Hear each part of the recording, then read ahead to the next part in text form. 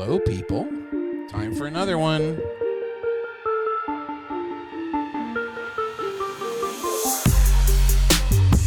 Oh, I hope you're ready to learn, folks. Boy, oh boy, is this thing sensitive today. I had a web conference earlier. I think that might be what is screwing it up. I have to close down many things so that the sound won't be too crazy. Hello, yes, it's me. Welcome back to the channel. Welcome back to public speaking online, or semi-online as we call it, hybrid, because it only uses a little bit of gasoline, and most of the time it's on the battery, which I think is surprising to many people. I think that we have a hybrid class. I didn't even really know we used gasoline when we teach. This is lecture 3 for The World's Made of Stories. David Loy. Could be the last one. Might be the last one.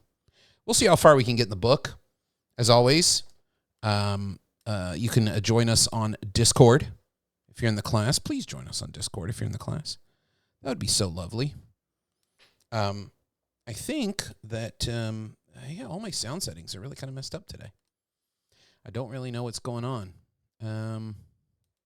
Oh. Well, that works. Yeah, that works. Okay. Ph.D. Well, I mean, the sound effects seem to be working okay. So maybe we're not in such bad position to give the talk. But if you remember last time, we ended at about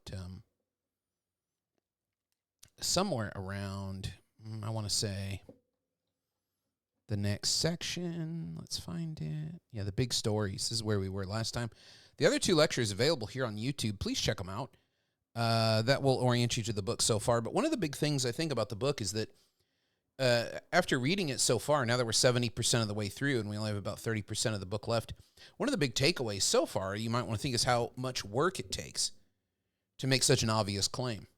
And that is both a testament to the power of stories, but also kind of a stark warning about the power of stories, that they are so entrenched as not stories, as the truth, as factual, that it's very, very difficult to wedge out even the idea that these are stories.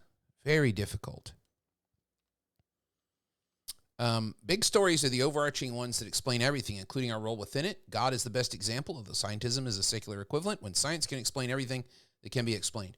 Do you have atheist friends who talk about how they are telling you the truth, but they provide this profound narrative of deception and power and greed when they describe organized religion?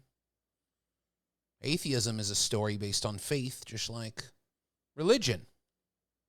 It's equivalent in that way. So you don't get out of the hard work of persuasion and convincing and providing evidence just by saying, oh, no, I'm based on science. I'm true. You don't get out of the hard work of convincing. I think a lot of people are attracted to atheism and scientism because they're lazy. And they think that this requires a lot less work because you can just point to the facts and the facts will speak for themselves. Actually, I don't think that's true. I think the reason people are so enamored by the facts these days is because they think they'll get out of work. They think the facts will speak for them. Nothing can be more dangerous than to provide unrestrained facts to people. Socrates warned us about this in the Phaedrus, in that dialogue, which you may have read, where he tells Phaedrus writing is dangerous because the information you write down goes out into the world and you're not there to explain it or to correct it when people get it wrong. It's like releasing a child into the marketplace. They can't explain themselves and people won't get them. People might abuse it. People might treat it poorly.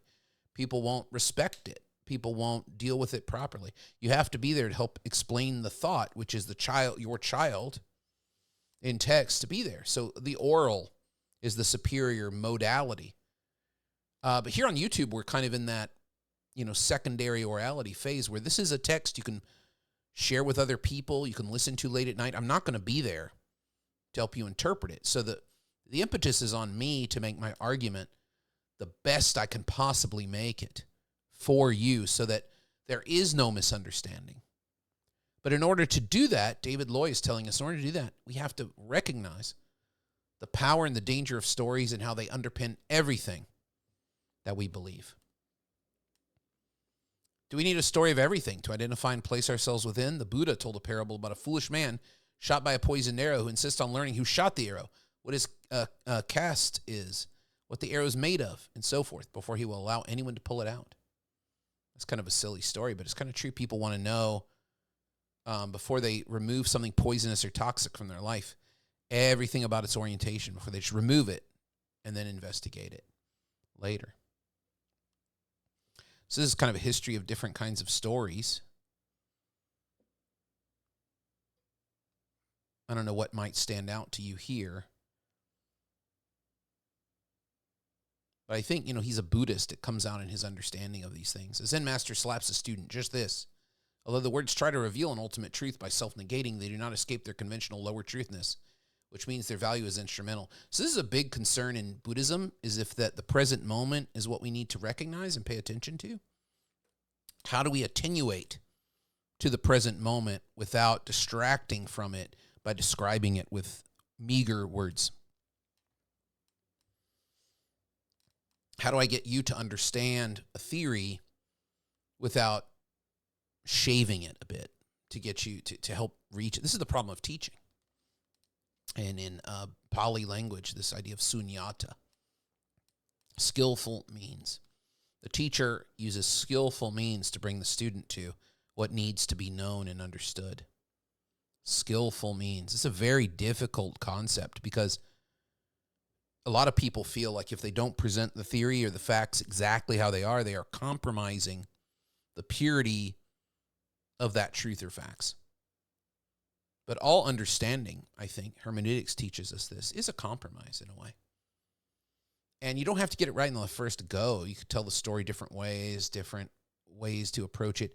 But it's a big hang-up in Buddhism is this idea of like, how do I attenuate to the present moment without making a distance in the present moment?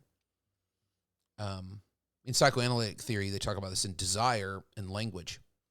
So it's the idea that in order to express one's desire, I have to compromise the amount of pleasure or the purity of that pleasure I would get from expressing my desire, because it's be coded in a way to other people so that I can access it. And it's always going to be discounted.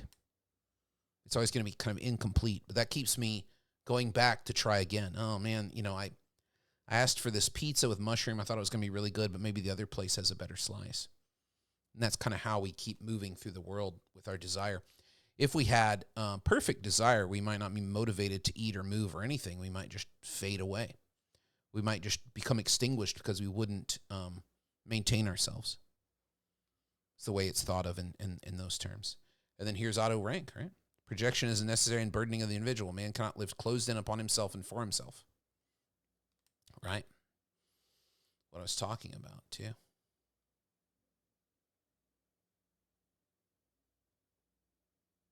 My explanations are stories about the Jesus and Buddha stories. We do not have access to original events before interpretation. We choose from different narratives about those events. Bringing these big stories together helps to identify what remains important in each. Are they complementary? Is this perspective more Buddhist than Christian? We never achieve a neutral standpoint outside of all stories to which to evaluate them objectively. As you know from the class, my idea of objectivity is the willful inclusion of as many perspectives as one can master, given rhetorical constraints of audience time and potential understanding. So there is no neutral place to which to argue or which to present an idea. There's no neutral way to introduce someone to all the facts or all the relevant arguments. One has to do it in a way to include the perspectives that are, one, most relevant, two, most accessible, and three, provide the most ease for people to find those footholds and handholds into your speech and into your claim. It's a tall order. It's easier to just say, look, these are the facts, and if you don't accept them, you're stupid. That's much more of the way the traditional philosopher would talk, is that, well, this is true regardless of how you feel about it. These are the facts regardless. This is the world, and this is what is ethical, this is what is moral, regardless of your culture, regardless of how you feel about it, regardless of your position. And that's not a good way to get people on your side. That's not a good way to get people to understand the importance of what you're saying, is just to hit them with the baseball bat of facts or truth, or here it is. There's no data. the most important thing I think to learn is absence of evidence is not evidence of absence. There's no data, so you're wrong. No, absence of evidence is not evidence of absence. The correct conclusion there would be we don't know.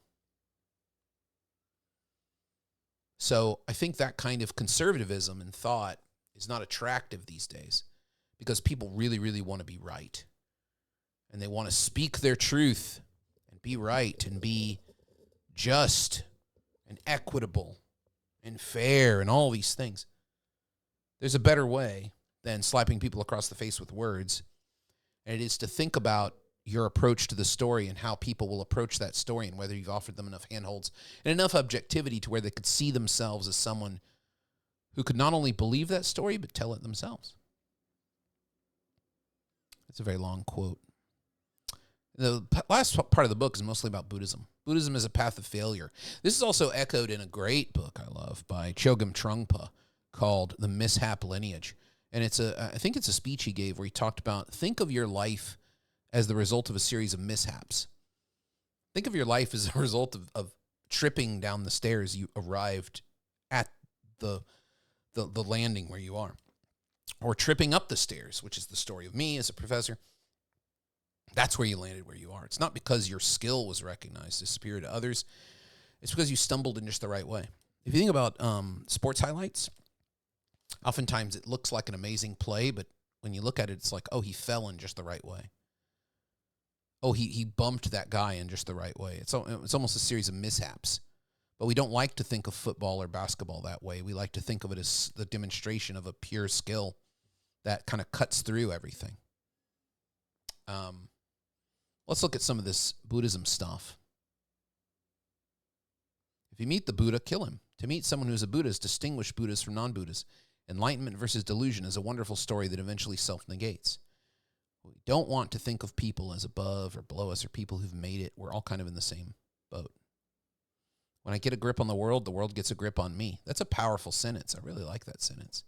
So if I'm committed to a worldview and I know exactly what that world is, I'm not in a position to learn. I'm not in a position to question. I'm not in a position to inquire. I'm in a position to purvey. I'm above you. I know the truth. I know what's right, and I know the right way to do it, and you're going to listen. And this is the rhetoric of domination and control, not the rhetoric of inquiry, investigation, and not the rhetoric of community. When I get a grip on the world gets a grip on me. I'm no longer able to correct. I want to defend that worldview. I'm always looking at things as a threat. I want to defend my perspective as right. And I hostilely attack anyone. And I throw the baby out with the bathwater because, one of the most common, on the internet, one of the most common fallacies that we see is what we call poisoning the well. Oh, that person is a conservative. That person is a liberal. Don't listen to them. Everything they say is tainted. This is the root of cancel culture, right? Everything they say is tainted by the fact that 5 years ago, they made a distasteful joke on Twitter. Okay, you can think that way if you want, but you're throwing out the baby with the bathwater. That should obviously govern how you think this person reasons. It should obviously take a role. But what kind of story is it if we believe poisoning the well is the root of reasonable thinking? What are we losing out on? Right? There could be some good perspectives that person has to offer that we throw away simply because they made a mistake or a mishap in the past. I have to rabidly destroy anyone who sees the good in something I see as bad. I see it bad because of one flaw. Things are much more complicated than that. But again, people are lazy thinkers, and what they want is a very easy, or what Martin Baldry, who's a great Dutch philosopher, called the silver bullet of argumentation. I want one thing that will kill all of my opponents and slay all the monsters. I shoot it once, it grazes them, they're done. The supernatural magic takes over, and they die. All those bad ideas die. We like that silver bullet argumentation theory. Many people are working on that right now across the internet to find the perfect reason, the perfect way to reason that will eliminate all misinformation. I'm sorry, but misinformation is only curtailed by the stories about it. We tell a story of what misinformation is, and then lo and behold, it becomes information at some point. Then it goes back into misinformation. If you really want to study logic and reason and argument, you should study the history of ideas, particularly philosophy of science. It's very instructive on this question, and might even be some surprising reading that might raise your eyebrows and might cause your friends to shake their head in disgust and say this is nonsense. Science is progressive. It's always improving on itself. Well, go read the history and philosophy of science and see how well that statement holds up. Go take a look. Or go read Thomas Kuhn, The Structure of Scientific Revolutions. Fantastic book on this question. Imagining liberation, liberating imagination. This is all about the Christian and Jewish sort of worldview. I would endeavor to destroy the old antithesis of words and things, elevating, as it were, words into things and living things too. Samuel Taylor Coleridge, an amazing poet. God needs us as much as we need God. Oh, that's a weird statement. We need God because we are God's stories. God needs us because we are God's way to make new kinds of stories. That's an interesting thesis. What does that story allow us to accomplish that other ones don't? For Jacob Boehme, how do you say that, I wonder? I'm one of those fools who didn't learn to pronounce the names before I gave the lecture. Man is the mirror image of God because we share the power of divine imagination, which transmutes us into an image of Christ, or rather the soul imagines into Christ, while God in turn imagines into the soul. Finally, imagination has the paradoxical power to carry us beyond all its images, including God to the ineffable, Ungrund, the formless unity of the God beyond God. What a strange sentence. So if we think of ourselves as the product of imagination, capable of imagining, then we have lots of incredible power. Shout out to Dan in Discord, who's north of Fry. If there is no sense that the mythological universe is a human creation, man can never get free of servile anxieties and superstitions. So if we have no hand in creation, we're subject to that creation. We have to obey it.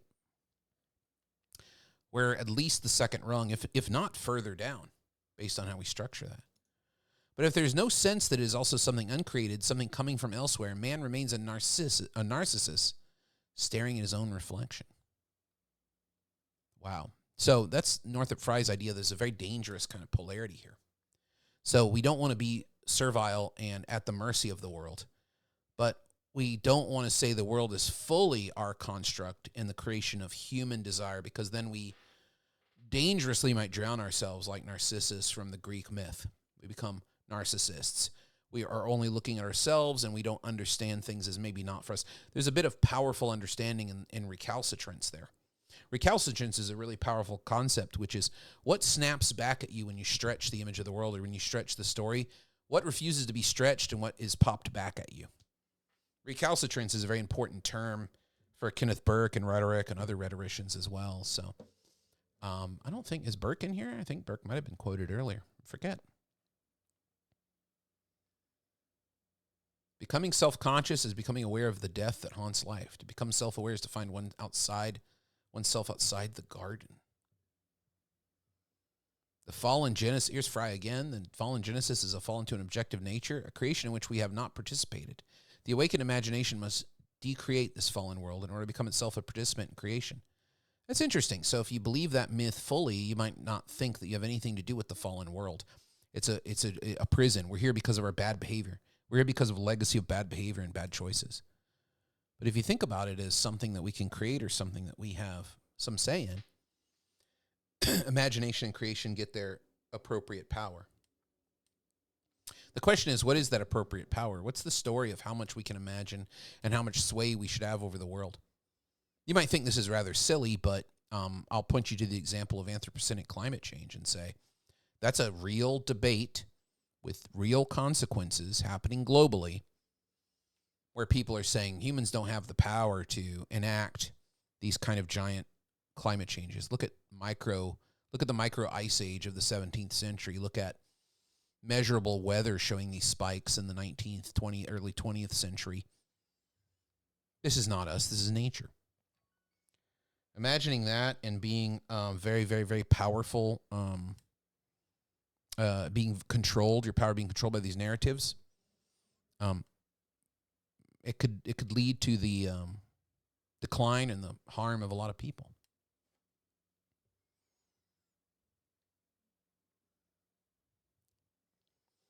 Is evolution random and meaningless? Even 13.8 billion years seems a short time to develop from Big Bang plasma to the fusion of higher elements in the cores of stars, enabling the natural selection of self-replicating species, and then the cultural evolution necessary to produce a Buddha or Gandhi. Is this groping self-organization the process by which the cosmos is becoming aware of itself? If my awareness is not my awareness, is my desire to awaken the urge of the cosmos to awaken, and in me? He's getting very spiritual here. But I think what he's trying to do, if you're not into all the Buddhism and the spiritual stuff and the religious stuff, what you could say is what he's trying to do here is stretch the possibility of the relationship of agency to the story that you're telling. So where do you cast yourself, or where do you cast humankind in the story that you're telling? What are the possibilities of action, and what are the appropriate forms of action? Ethics and politics. Politics are, what are we able to do? What can we get the stuff together and make happen? And ethics is, given that set of things, what should we do? What's appropriate? Every species is an experiment of the biosphere, and less than 1% of those experiments still survive today. That's kind of true. So less than 1% of all the species that ever lived on Earth are alive. So that's kind of the evolutionary inheritance. Our supersized cortex makes us co-creators, but something has gone wrong with our hyper-rationality. Are we viable only as a transitional species? Must we evolve further in order to survive at all? If the delusion of separate self means we are haunted by too much dukkha, dis-ease, which makes us self-destructive, figures like the Buddha and Jesus may be harbingers of how we collectively need to develop. So what he's saying here is that if we think of ourselves as too separate from the natural world, we run into trouble. If we think of ourselves as too connected, we run into trouble, because both are ways of being inactive and not understanding our collective responsibility to life, to each other, to the earth.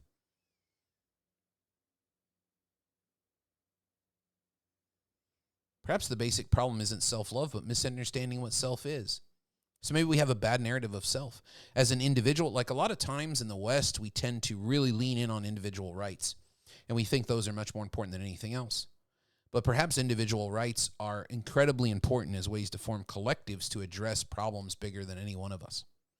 For example, laws, for example, contracts, for example, the university that you attend. No one person could run that. But through our idea of individual ability and individual responsibility, maybe we can craft that place. I don't know. So this part of the book, we kind of blaze through this, because this is like the very kind of spiritual Buddhist kind of stuff about liberating the imagination. But here's how it ends, and here's how the lectures are going to end. If the world is made of stories, who knows what our best stories might accomplish? If we ourselves are Buddha, who but us can create the pure land? Hope is like a road in the country. There was never a road, but when many people walk on it, the road comes into existence. I think that's a pretty good quote.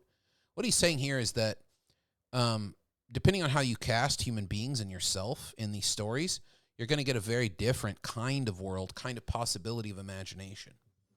So the last third of the book, very highly Buddhist and maybe not of interest to you unless you're very interested in Buddhism.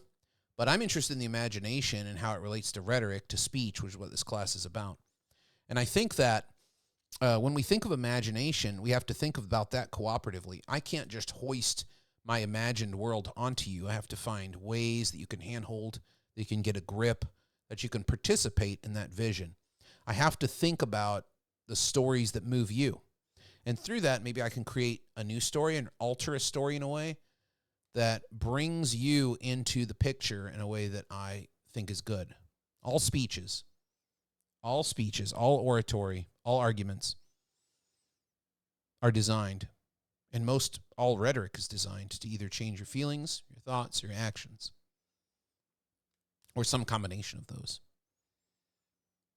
So what better way to do that than to create a story that imagines a hopeful, better world if you change your attitude about one of those three things? And that's the power of stories. That's really the power of it, I'd say. So that brings this lecture series to a close. What did you think? Do you like this book? It's a very short book. I think it's a very interesting book. What did you think about it? What are some of the things that you find confusing about it? What are some of the things in the book that you find really powerful? What are some of the things that you underlined or wrote down in your notebook? You know, when you read for class, you really should keep a notebook. I have several here. This one, I'm always carrying around these. If you're in an in-person class with me, you'd see me pull these out all the time. School notebook. This one is very nice. Always have some kind of notebook. I have all these right here. Crazy, huh? I'm really kind of off my rocker to have so many notebooks. But you need to have a place to write things down that really move you and that you want to remember and that you want to recall. Because when you read them again, you'll be a different person. When you read that note, and then you'll have another layer or another level of interpretation of that quote or that idea will come upon you as you encounter that text. So really write things down as you read. Be an active reader. That's one of the things that's good about college is you can write in the book. You can write notes about what's in the book. Write things down that really move you or that you want to remember. Or type them up on your phone. That notes app is good for that. I know you kids like your phone notes. So, that's a good way to do it too. I always have to write it down on paper because the experience helps me imagine different kinds of meanings. It's that physical experience there, which is very good for me. I really enjoy that. Very powerful. All right, well, I guess I'll bring it to a close. That's it for this one. The next series of lectures will probably be 4 lectures I'm thinking about David Boehm's book on dialogue. So check that one out here on the channel. When those get published, it'll probably alert you if you subscribe or click the bell. You'll always get everything when it first comes out. Or if you're in the class, I'll post it on Canvas and Discord, and you'll get it that way. All right, folks, have a great, great rest of your day or night or whatever it is that you're doing out there. And this has been Lecture 4 of David Loy's The World is Made of Stories. See you around in some of the other videos on the channel. Bye.